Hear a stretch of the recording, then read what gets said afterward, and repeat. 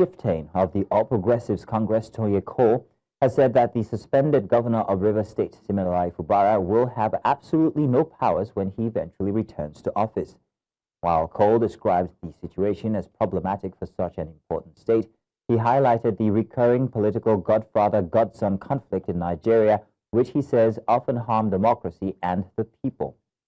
He also urged Fubara to negotiate with the FCT Minister Nyesom Wike for a working arrangement that allows sole decisions-making by the governor.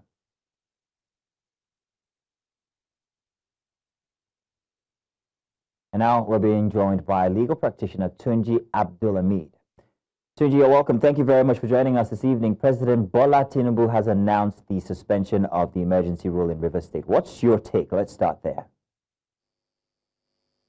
I think it's expected because the 6-month initial suspension ends tomorrow.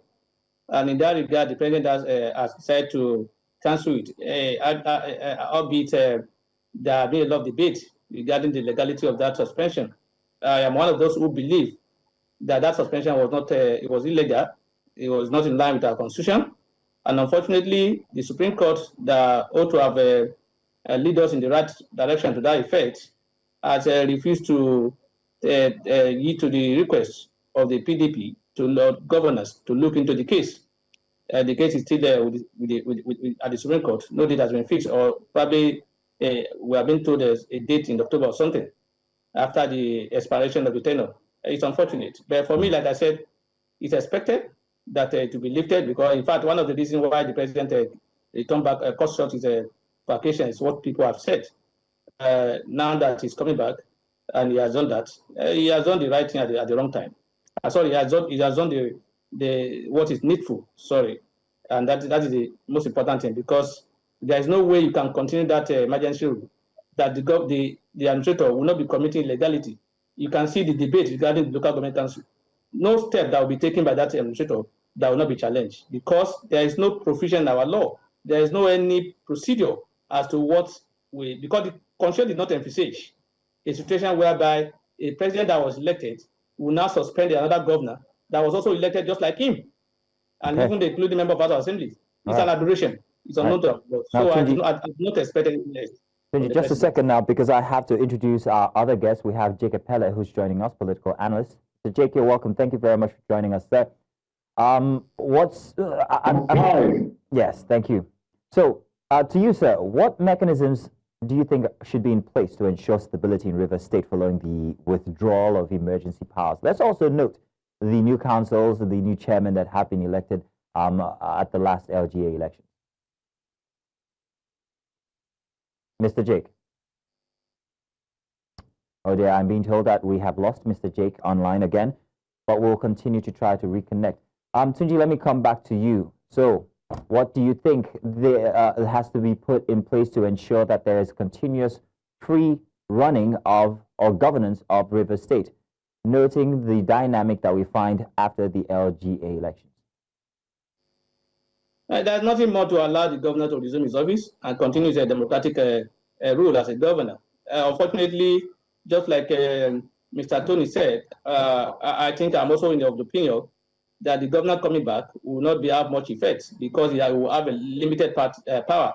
His power will now be influenced by people from the outside the government.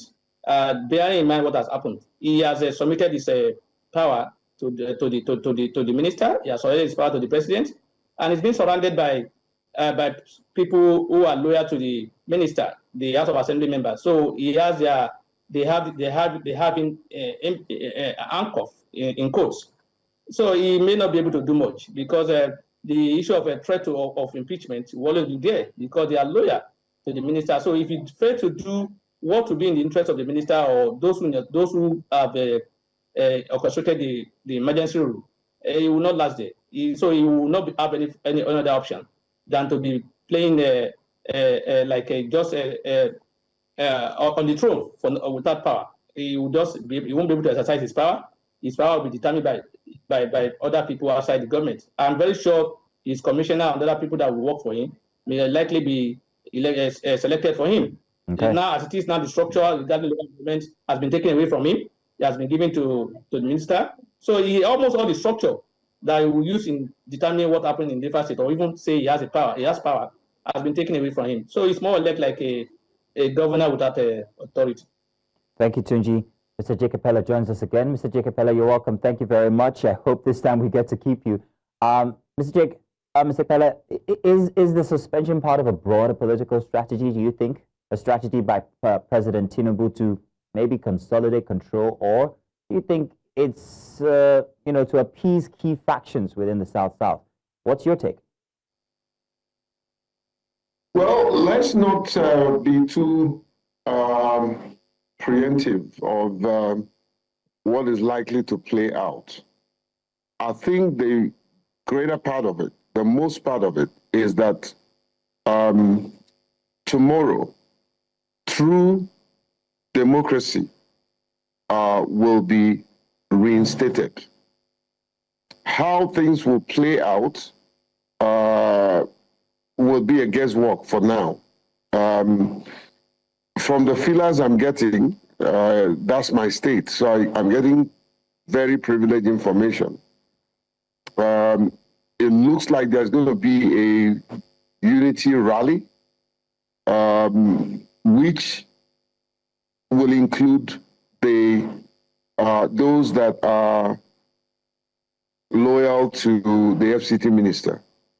What we want is peace. What we want is good governance. Let's not be too preemptive to say whether anyone will remote control him. As that begins to play out, we can analyze based on facts. Right now, you're not in the head and mind of Fubara. You don't know whether he will be allowed.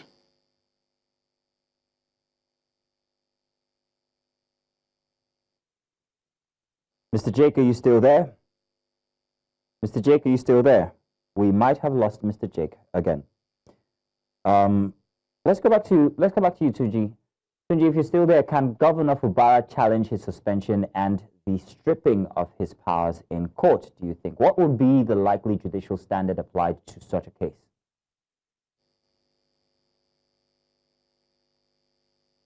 Tunji Abdulhameed? Both to this government and everybody, that you cannot continue to run systems as though there are no checks and balances, as though the Constitution does not work. I think this is a big lesson, even for this government, that this is not the way to go. Calling for emergency and removing a democratically elected governor wasn't a good idea.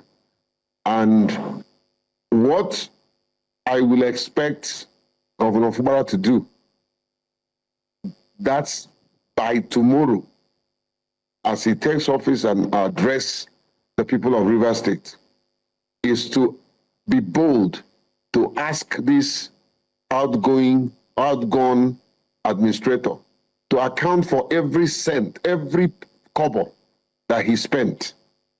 We want to know if there's any cover-up, it won't be covered for too long. Because there are people that are set to ask questions. What did he do with our resources? What did he do with our resources? No Rivers person or Rivers resources will be taken for granted. And also, let me also be, because I criticize both ways. Let me also use this opportunity to say to the FCT minister, congratulations. You reinstated your so-called boy, but he's the governor of the state. Please work with him. Please advise him. Please advise your people to stay away and allow the governor to run. I don't care whether he comes to report to you every day, but let there be true governance in the state. We want to see peace, and peace to entrench democracy in the state. So let's not be too quick to preempt what Fubara will do, what will happen. The greatest joy is that tomorrow, or by 12 midnight today, true democracy will take its course in Rivers State. And that should be the joy of everybody. Okay. So, Mr. Jake, I'm hoping that, yes, we have Mr. Tunji back with us. Tunji, we lost you there for a minute. But I was asking earlier, I don't know if you heard me, can Governor Fubara challenge his suspension and the stripping of his powers at this point? I think there's already a case in court filed by the PDP governors. The case is still pending, so he cannot on his own file. Although that was not filed on his behalf, it was filed as a general case. If he decides to, but I don't know on what basis he will do that now. I don't know. I don't want to. I agree with Mr. Jake, but I think Mr. Jake knows that. Look, what he's saying is not going to be the reality. The reality is that we know when you don't have the National House of Assembly member in your support, when you don't have the local government structure in your support, how do you operate freely? There's no way you can be able to operate freely the way you want because you are being caged in a way. So the network's doing that thing again. But Mr. Jake, I would like to get your reaction on that question regarding Fubara challenging the stripping of his powers currently. Mr. Jake, are you still there? True governance to take its course. Okay. Let's support them. Let's see what, my brother, you and I are core, honest critics of system that is corrupt. We will be here to interrogate. If they start stealing the money, you and I will be the first to talk about it. If he's tilting to their wishes at the expense of the people, we will talk about it. Nobody can cage our mouth. They can cage him, but they cannot cage our mouth. All right then.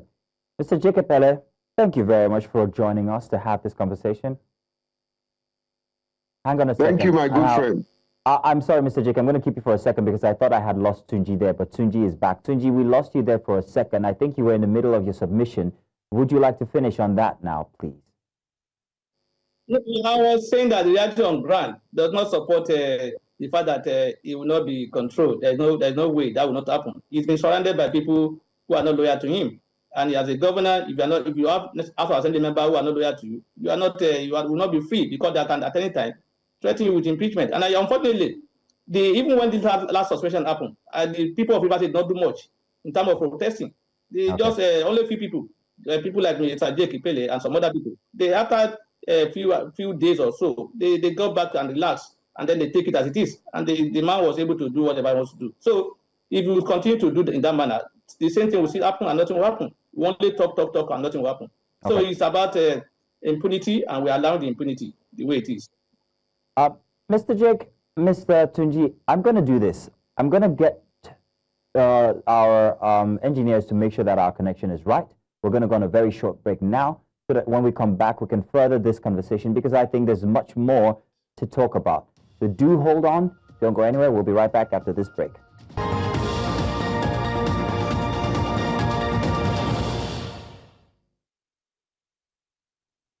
You're welcome back. We're still having our guests here with us from our earlier topic where we talked about the return to democratic rule in Rivers State as the president has declared that from tomorrow it could be status quo with the governor back in his seat. That's Governor Siminalayi Fubara for Rivers State.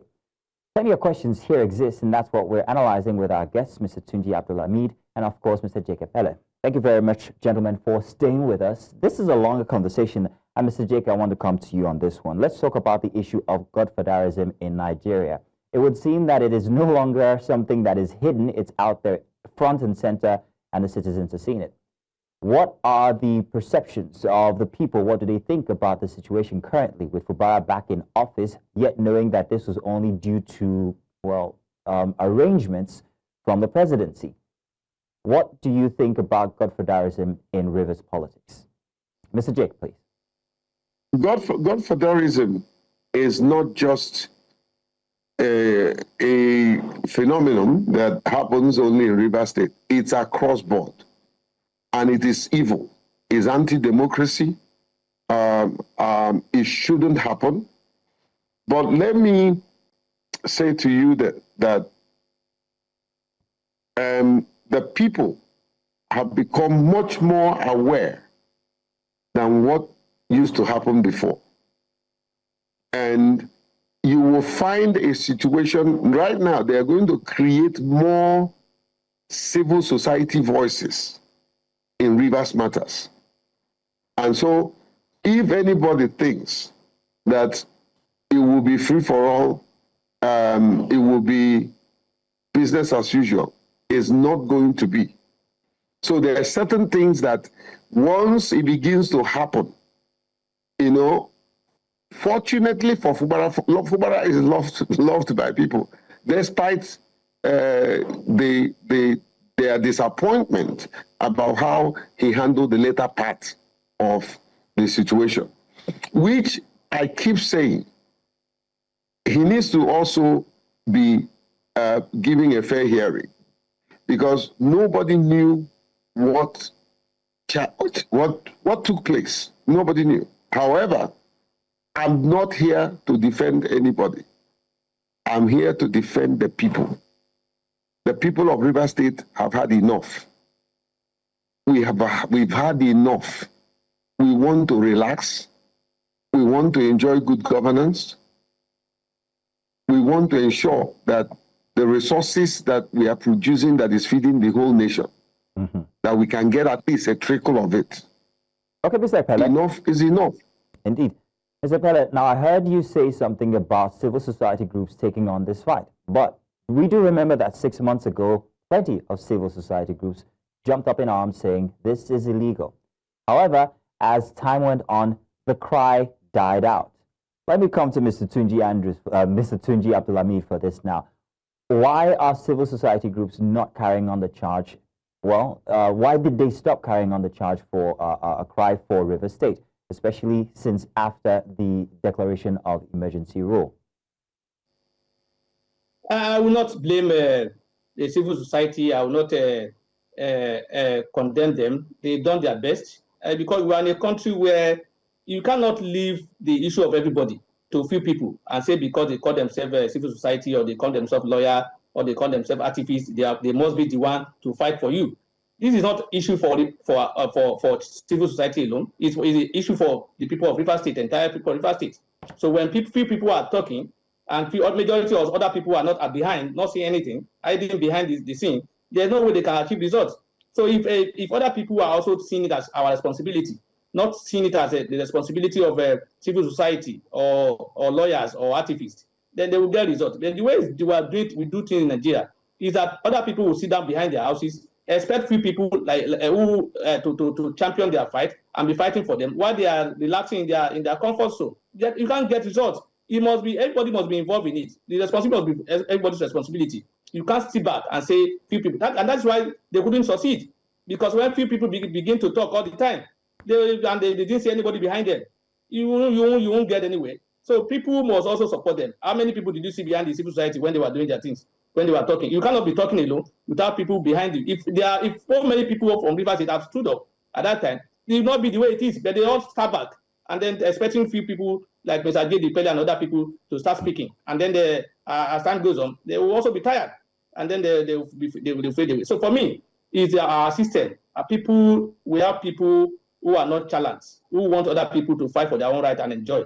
They will sit back and you see that's how you see people start calling when there's an issue happen. Where are the lawyers? Where are the activists? As if those lawyers were to fight for other people. And when those lawyers or activists become involved or they are being picked, the same people will be saying, is it only them that is society? Is it only them that they can talk? They will be talking. So you see, we almost get involved. That is the issue. We can't leave it for civil society or any individual to pursue. It's about as long as we are based. Okay. So Tunji, I still have one question for you. In fact, I have another question for Mr. Jake. But Mr. Jake, just a second before I take your question, Mr. Jake, while I still have Tunji here, Tunji, let's talk about these cases that are still in court that are against the declaration of against the declaration of emergency rule. I beg your pardon. Now, what happens when these cases when there's a ruling on these cases and it is found that the emergency rule was illegal? What's going to happen to the polity in Rivers State? Nothing will happen. You just become academic and you just be noted in our precedent and you'll be there because it's been done. You can't reverse what has happened. You cannot reverse it. It's been done the way it is. You can't go back and say all the steps taken by the administrator is now illegal, is not been forfeited, or this and that, or you'll be asking to bring money, all the money he has received as salary or allowances, or the one he has paid. That will create more crisis. I don't expect that will happen.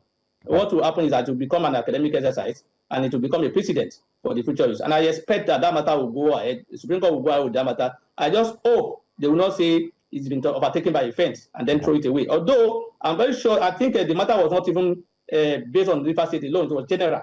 So if it's general, they cannot say it has been overtaken by offense. It must be looked into. So for me, it may not have much impact after the if the court says otherwise that it's illegal. It will just be there on record. Mr. Jake Epelle. It was never. It did not. Nothing thereafter will happen. Okay then, Mr. Jake Epelle. Now, I had asked earlier about civil society groups and their absence after a couple of months since the emergency rule was declared. But while you're answering that, I also wanted to take note of the people of Rivers State. What are they perceiving now that the governor is back, especially noting the variety of councillors and local government chairmen that were elected from a couple of weeks ago? What's your take? Okay, so let me speak from the civil society perspective. I am not just a member of the civil society, I'm one of the key leaders of the civil society movement in the country. And I can tell you that we did not keep quiet. I will mention civil society networks like Situation Room. We were constantly releasing, making very clear our position. There are some Rivers people that got tired. They got tired because they concluded that, oh, we're talking, nothing is happening. But there were also many Rivers people that did not keep quiet. I'm not just one of them. There are others. I'm just one of them, but there are others. We did not keep quiet because, listen, I am a firm believer that when good men keep quiet, evil will thrive. It doesn't matter whether they did anything with what we said. What matters is that history will be kind to us, that we raised our voices against what we consider illegal, what we considered injustice. We raised our voices. Whether our voices counted or not does not matter to me. The important thing is that I will not be here and see the wrong that is going on without talking about it. What you do with it is up to you. But if you go back to the archives, they say internet never forgets. You will hear that people like me and just a few maintained our position, even when it was dangerous for us, even when it denied us opportunities, even when the people we were fighting for turned against us. We refused to back down because it's not about person, it's about the office. You know, so civil society did not keep quiet. We were talking, but they didn't want to do anything with what we were saying. You know, however, I do agree with my brother that more civil society people got tired. But there are also people that they were never tired. They were there. And I mentioned Situation Room. I mentioned the coalition of civil society in Rivers State. They didn't keep quiet. They were constantly, many of them, I was on TV with them, and we made our position very clear. All right. So in terms of the newly elected local government chairmen and all that, as long as the court have not said that they are illegal, we can allow it that, yes, they can run. But there's going to be, I can tell you that, I don't need to be a prophet to say it, there's going to be a barrage of court cases. And it's not, Fubara will not do it. But there are other people that will do it to challenge that status quo. He may succeed, he may not succeed. But the important thing right now for me, let peace reign. Let's see how we can collectively, as a united front, run the state. Let the incoming State Assembly, that obviously led by Martin Amiwule, let them recognize the governor and allow him to lead. Let the governor also recognize them and allow them to lead. Allow them to be. Let there be separation of power so that there will be checks and balances. You know, then. if any judicial system says that any of them did not warrant to be in their office, then let it be. All right, but as at now, let's move forward with peace. Mr. Epelle, I'm very grateful. Thank you very much for giving us your 2 pence on the matter. And also, Mr. Abdulhameed, thank you very much for joining us for the 6 o'clock bulletin. Thank you, gentlemen. Thank you for having us.